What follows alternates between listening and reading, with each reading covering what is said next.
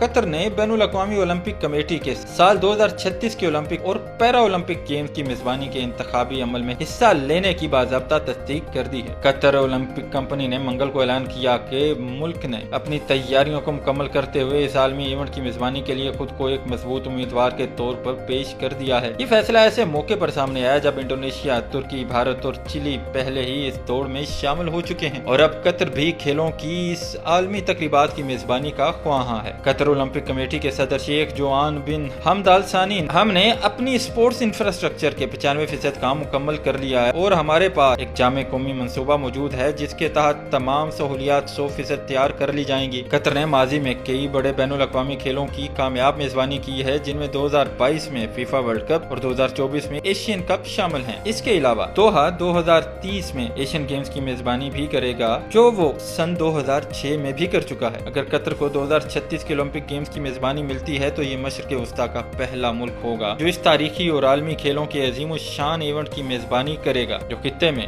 کھیلوں کے کردار کو اور بھی مضبوط بنائے گا۔